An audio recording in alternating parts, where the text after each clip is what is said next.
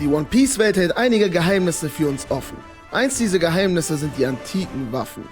Und wir haben bereits eine kennengelernt. Shirahoshi, Poseidon. Diejenige, die die Seekönige befehligen kann. Trotzdem bleiben noch 2 antike Waffen offen. Ich möchte behaupten, wir haben schon beide kennengelernt und beide gesehen. In dieser Theorie geht es aber nur um Uranus. Und Uranus ist meiner Meinung nach Monkey D. Dragon. Warum ich das denke, werde ich euch gleich erklären. Deswegen ab mit dem Intro.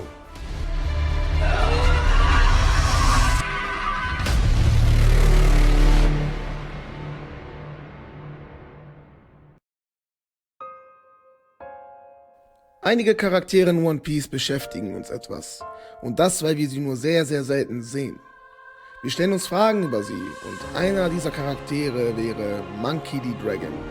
Ruffys Vater und der Sohn von Monkey D. Garp, der Held der Marine. So, das reicht jetzt mit der Epik. Jetzt können wir ganz normal weiterreden.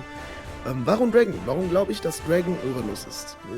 Es ging, glaube ich, vor ein paar Jahren, ging etwas bezüglich Dragon und Uranus rum, aber es war nicht wirklich begründet. Es bezog sich nur auf den Namen, also Dragon, Fliegen und Uranus ist der griechische Gott des Himmels. Und deswegen wurden da Verbindungen gesehen.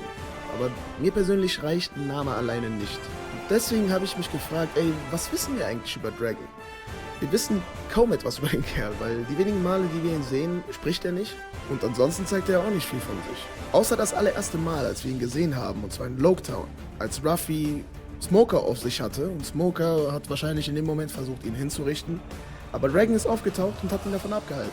Genauso wie vorher auch Buggy. Er wurde aber von einem Blitz aufgehalten. Bei der ikonischen Szene, als Ruffy lächelnd den Tod ins Gesicht gesehen hat. Und in der Situation haben wir auch gesehen, wie grüne Winde durch die ganze Stadt von Loguetown gefegt sind. Und das ist Hinweis Nummer 1. Erstens, warum grüne Winde? Warum nicht normaler Wind, wenn Dragon einfach nur eine normale Teufelsfrucht hat? Eine andere Idee wäre natürlich, dass er vielleicht auch eine Fischfrucht hat vom Typ Drachen. Und das ist nun mal ein anderer Drache. Das ist ein grüner Drache, der grüne Winde erzeugt oder ähnliches. Und das ist Hinweis Nummer 1 für mich, die Kontrolle über das Wetter. Und ich glaube nicht, dass diese Kraft von einer Teufelsfrucht kommt, weil wie OP wäre diese Teufelsfrucht bitte? Wenn er, sagen wir mal, er weckt diese Teufelsfrucht. Er hätte die Kontrolle über Regen, also Wasser, die Kontrolle über Elektrizität, also Gewitter bzw. Blitze und über Wind. Also ich kann mir nicht vorstellen, dass es eine Frucht gibt, die so viele elementare Teufelsfrüchte in den Schatten stellt.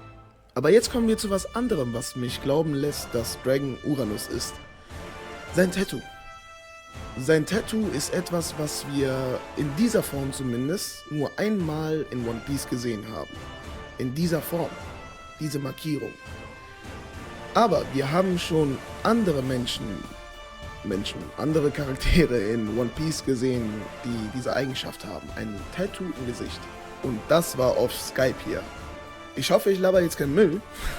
Aber ich meine, das waren die einzigen Charaktere außer Dragon, die ein Tattoo im Gesicht haben. Wie zum Beispiel Viper, der Typ mit der Kanone auf der Schulter und den Schlittschuh. Aber dieselbe Farbe rot und dieselbe Seite links.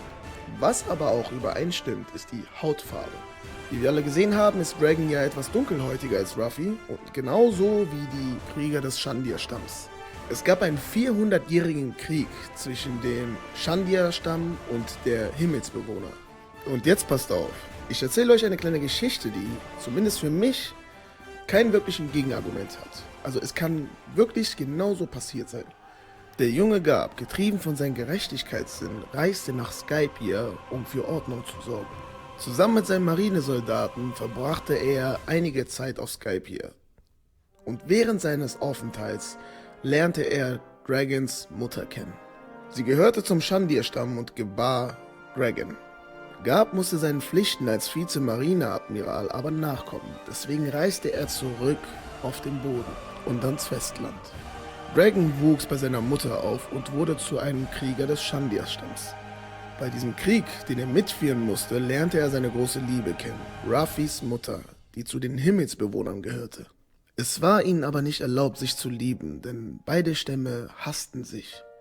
Deswegen flüchteten Dragon und seine Frau auf den Boden ans Festland. Dragons Mutter erklärte ihm in der Vergangenheit, dass sein Vater ein Vizeadmiral der Marine sei. Zudem wollte Dragon aber nicht, denn er wusste nicht, ob sein Vater ihn akzeptiert.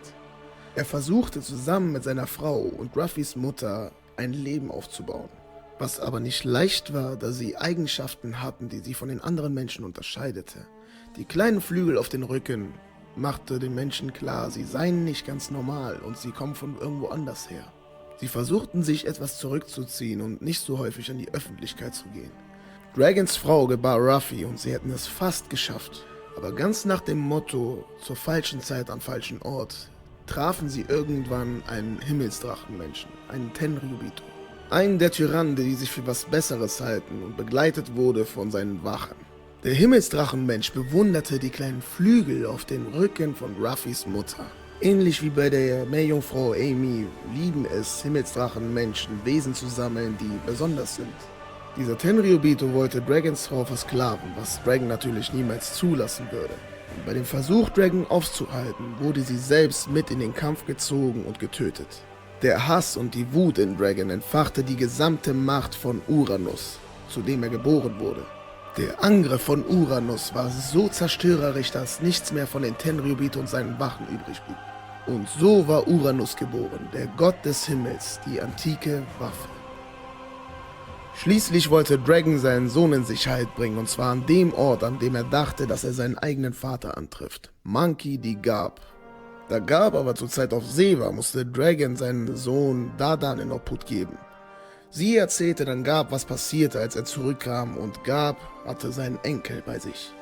Dragon nutzte diese Möglichkeit und erschuf eine Armee, um dieses Regime zu zerstören, das ihm seine Liebe nahm, und die Weltregierung zu stürzen, die die Sklaventreiber der Tenryubito unterstützte, und endlich die Freiheit in die Welt zu bringen, die er und seine Frau nicht hatten. Die Freiheit im Himmel zu lieben, wem man will, und die Freiheit am Festland auszusehen, wie man nun mal geboren wurde. Und das wäre meine kleine Story, beziehungsweise die Theorie zu Dragon. Da ist auch ein bisschen Theorie zu Ruffys Mutter mit bei, ungewollt. Aber so stelle ich mir die Story von Dragon vor.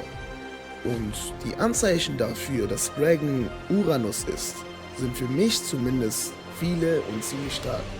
Jetzt könnte man sagen, warum hat Ruffy keine kleinen Flügel auf dem Rücken, wenn er der Sohn von Himmelsbewohnern ist? Aber ich würde meinem Kind auch nicht etwas hinterlassen, was ihn möglicherweise in Zukunft umbringen könnte. Oder in Gefahr bringen. Natürlich würde Dragon seinem Sohn die Flügel stutzen, die ihn verraten könnten, seine Herkunft verraten würden. Und da Fliegen häufig ein Synonym für Freiheit ist, könnte das doch die Symbolik sein für Ruffys Motivation, der freiste Mensch der Welt zu werden. Der König der Piraten.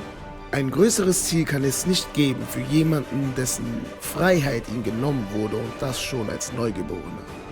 Monkey D. Ruffy, Sohn von Monkey D. Dragon, die antike Waffe Uranus.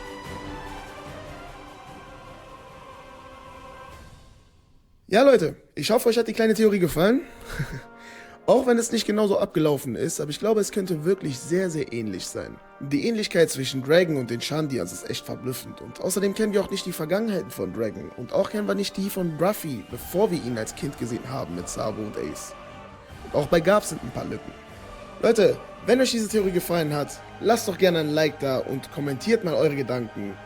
Ich verabschiede mich, bis zum nächsten Mal, macht's gut.